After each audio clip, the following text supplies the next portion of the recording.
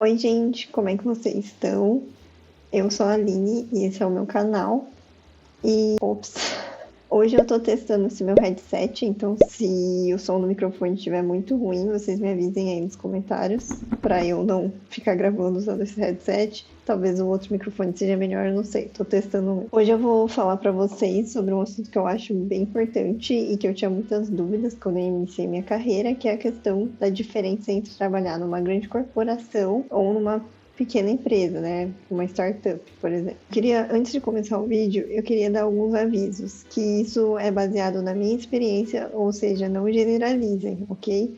Pode ser que algumas empresas sejam diferentes do que eu estou falando aqui. Então, o primeiro ponto que eu quero falar com vocês é sobre a questão de acessos, acessibilidade. O que acontece? Quando você trabalhar numa empresa grande, provavelmente qualquer coisa que você precisar fazer, por exemplo, mexer numa base de dados, instalar um programa no seu computador, qualquer coisa desse tipo, você vai ter que abrir um chamado e passar por toda a burocracia lá de processo da empresa. Isso pode demorar de uma semana até um mês para se completar, ou até mais. Isso é uma coisa que eu acho muito ruim de empresas grandes, porque assim, como elas já cresceram muito, os processos já começaram a ficar muito detalhados, e aí com isso, eles ficam dependentes de áreas específicas. Eles não conseguem ter uma rapidez em resolver, às vezes, um problema que é simples, como, sei lá, instalar o Office no meu computador, ou tipo, me dá acesso a uma base de dados X. E assim, para pessoas que gostam de resolver de forma rápida, isso pode acabar sendo um empecilho. Já no caso de uma startup, como não existe ainda nenhum processo, nenhuma restrição, tipo, a empresa vai estar começando, provavelmente você vai acabar tendo que às vezes fazer umas nuances de atividades. Por exemplo, eu sou cientista de dados, mas às vezes eu preciso fazer alguma coisa que seja parte de engenharia de dados, etc.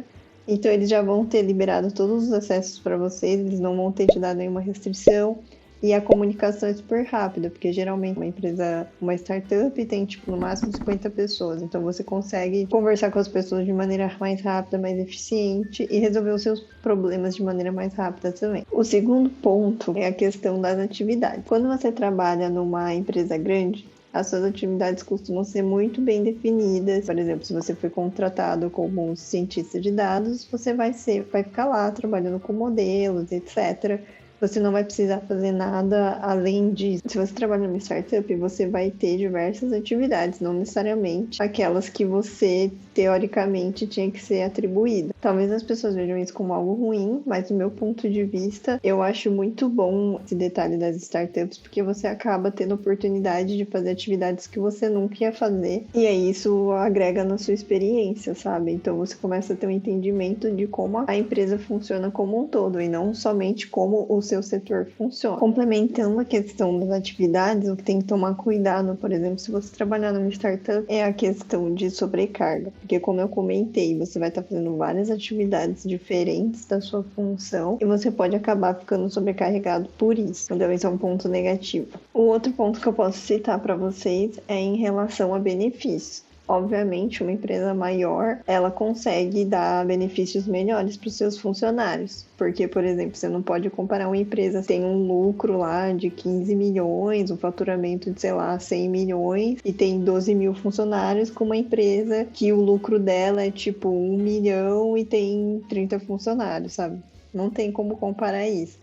Então, realmente, os benefícios de uma empresa grande vão ser melhores, porque provavelmente você vai ter lá, sei lá, convênio de saúde, participação no lucros e etc. E você pode não ter isso nas empresas menores. Então, desse ponto de vista, a empresa maior, ela sai na frente por conta disso, porque ela vai ter como te dar benefícios melhores. E tem um ponto que provavelmente, como na startup você vai estar fazendo várias atividades, né? Tipo, além das suas atribuições, eu acho que os benefícios são uma coisa que é relevante, né? Porque fica aquela impressão que você merecia mais, sabe? Em relação à comunicação. Numa empresa grande, você vai sempre falar, né, com os seus pares. basicamente. No máximo, sei lá, com o seu gestor ou no máximo, com o seu diretor. Dificilmente você vai ter oportunidade de falar com o CEO e entender qual que é o pensamento dele em relação à empresa, etc. Porque é a hierarquia, né? Geralmente as empresas atuam dessa forma, então você vai trabalhar, você vai ter contato com seus pares ou gestores de outras áreas, e esses gestores que geralmente fazem a comunicação para esses cargos mais executivos. Agora, se você está numa startup, geralmente os diretores e inclusive o CEO vai estar muito presente no seu dia a dia. É uma oportunidade que eu acho muito legal, porque você também consegue entender melhor do negócio, porque eles vão te mostrar coisas que talvez você não tenha visão.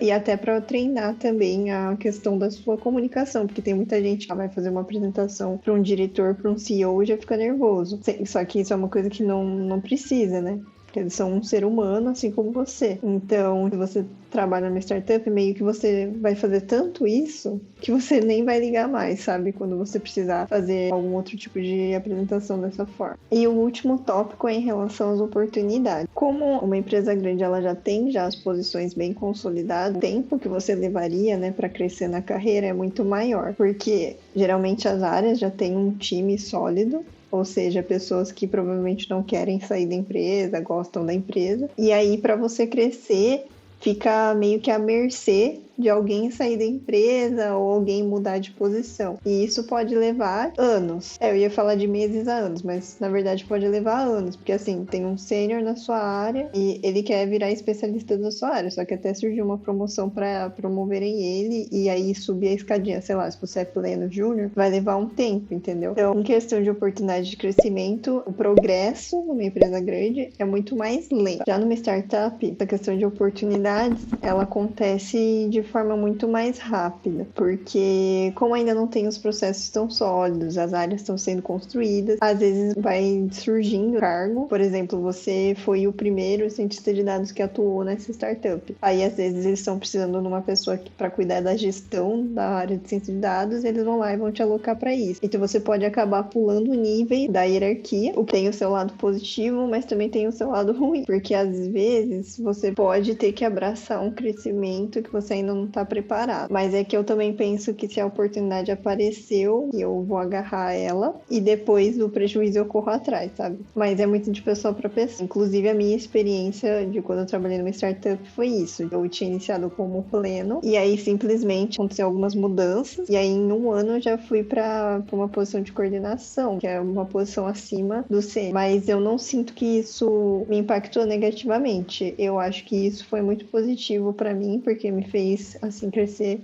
rápido no mercado e eu ter mais entendimento de algumas coisas que eu acho que, sei lá, se eu não tivesse pulado esse degrau, talvez eu não teria conseguido. Mas isso foi a minha experiência e é um ponto de atenção de qualquer forma. Então é isso, gente. Espero que vocês tenham gostado. Isso era o que eu queria comentar para vocês sobre referências. Por favor, comentem aqui embaixo suas dúvidas, eu vou adorar responder elas.